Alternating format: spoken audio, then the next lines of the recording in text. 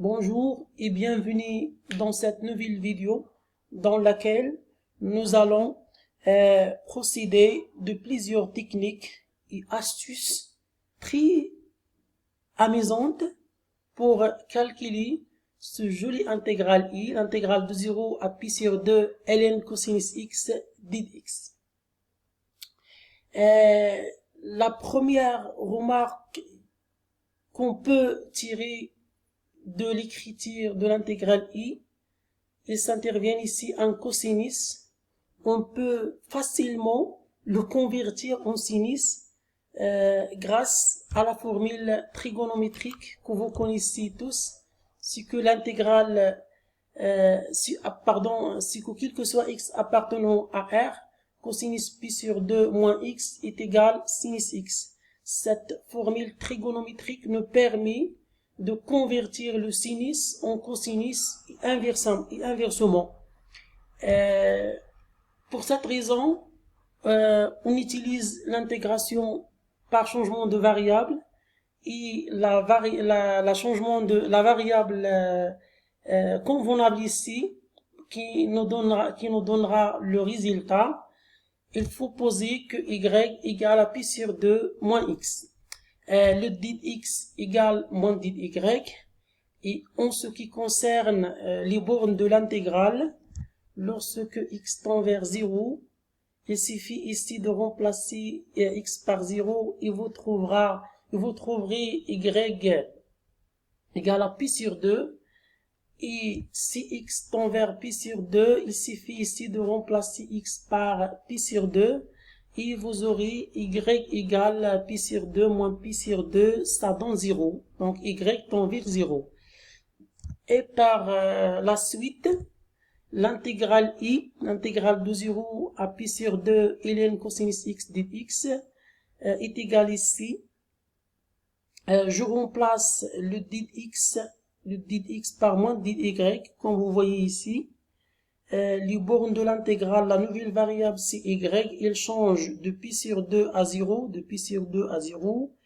Et le cosinus de x est égal au sinus de y. Pourquoi? Donc, à partir de cette écriture-là, si vous composez par la fonction sinus à gauche et à droite, vous aurez sinus y égale à sinus pi sur 2 moins x. Et sinus pi sur 2 moins x est égal cosinus x. C'est exactement l'intégrale i que vous voyez ici.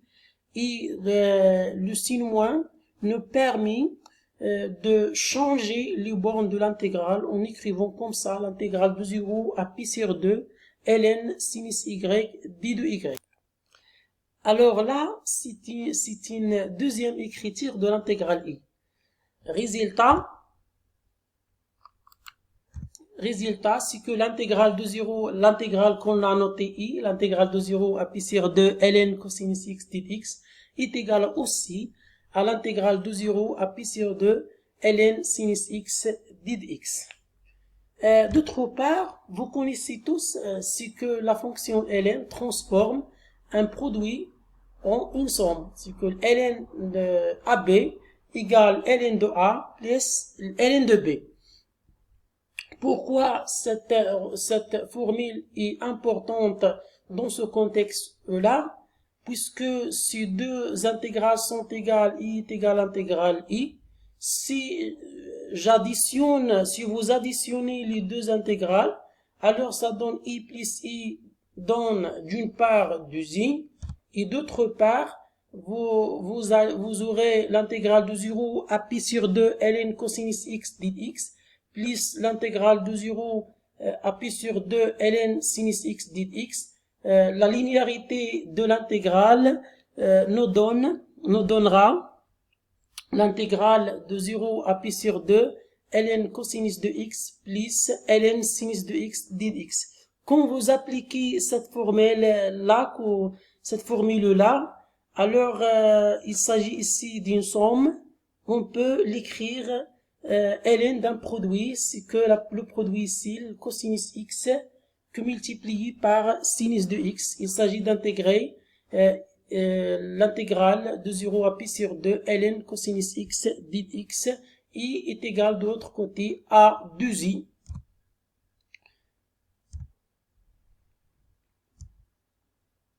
2i est égal, cette intégrale qu'on l'a déjà dit.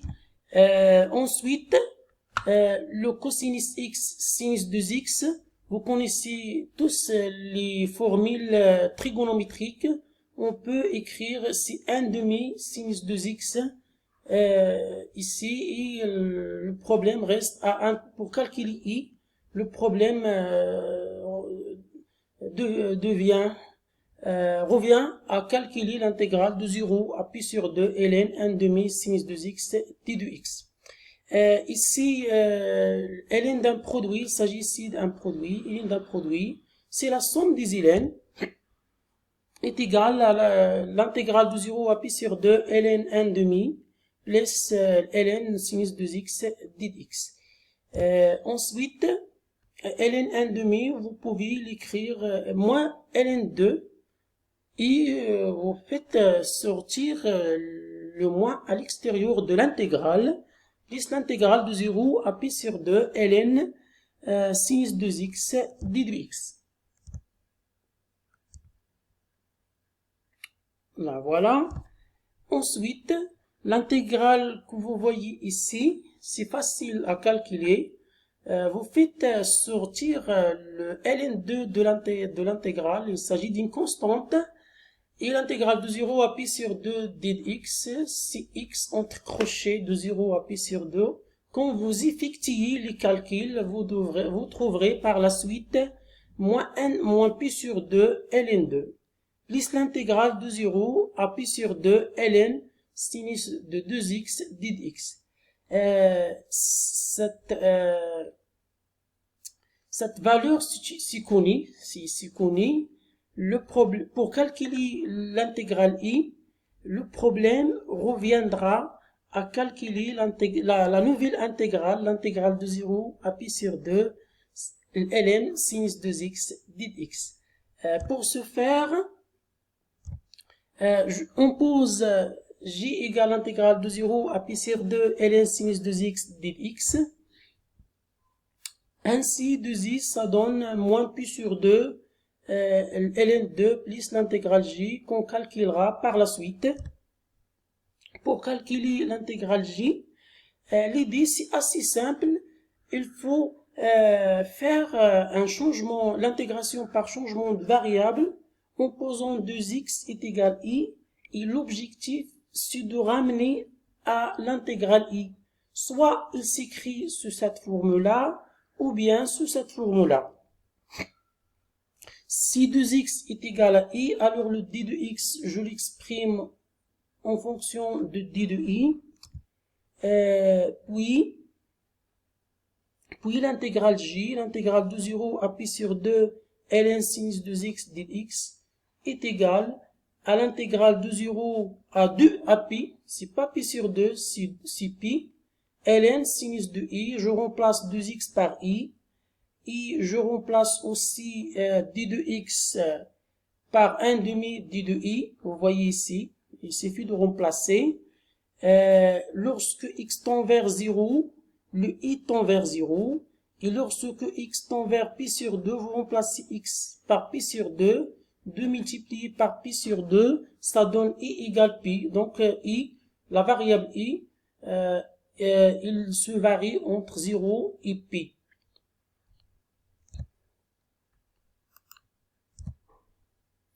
Par la suite, l'intégrale j s'écrit sous cette formule-là, l'intégrale de 0 à p ln sinus i 1 demi d de i. Là, l'écriture de l'intégrale j, il ne s'écrit pas en fonction de i. Il faut l'écrire en fonction de i. Il faut l'écrire en fonction de i pour tirer des conclusions. Là, il suffit de faire sortir la constante 1 demi de l'intégrale. Donc j donnera 1 demi l'intégrale de 0 à pi sur 2. Et vous appliquez la relation de Charles pour les intégrales. L'intégrale de 0 à pi sur 2 ln sinus de i d'i plus 1 demi. L'intégrale cette fois-ci de pi sur 2 à pi ln sinus de i d'i.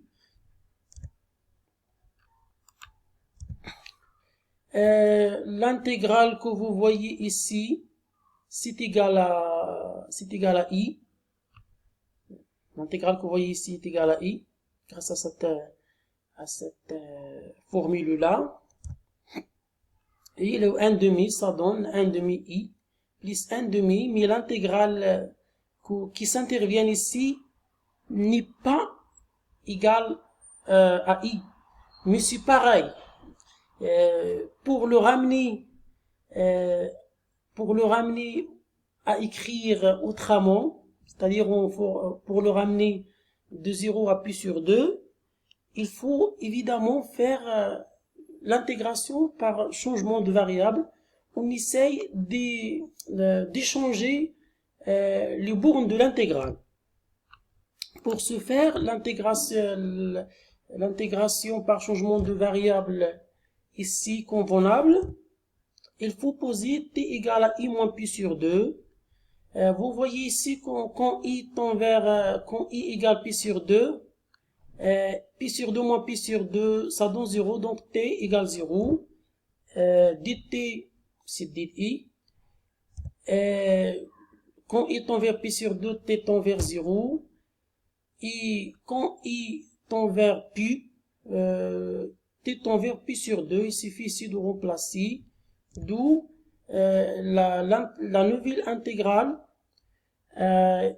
l'intégrale de pi sur 2 à pi ln sinus de i dt, il s'écrit en fonction de t, l'intégrale de 0 cette fois-ci à pi sur 2 ln cosinus de t dt, et l'intégrale que vous voyez ici, c'est i, c'est exactement l'intégrale i, je le remplace par i, et par conséquent, j est égal à 1 demi de i, ici, plus 1 demi de i, ça donne i, donc j égale à i, l'intégrale j est égale à l'intégrale i.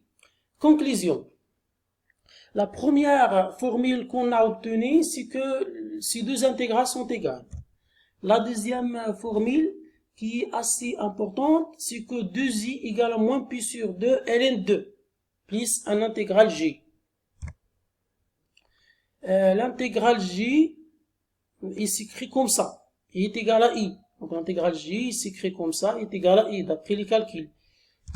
Ensuite, on en déduit à partir de ces trois formules, de ces trois équations, on en déduit que 2i est égal à moins pi sur 2 ln 2 plus j, je remplace j par i, donc ça donne cette formule-là. Et pour tirer la valeur de i, il suffit de faire passer le i à l'autre côté, et ça donne 2i moins i, ça donne i est égal l'intégrale de 0 à pi sur 2 ln cosinus de x dx, i est égal par la suite moins pi sur 2 ln 2. Et voilà, c'est tout pour la vidéo d'aujourd'hui. Si vous aimez la vidéo, n'oubliez pas de le liker et de s'abonner à ma chaîne pour nous encourager à faire ce genre de vidéos. Merci. On se retrouve dans une nouvelle vidéo. À bientôt.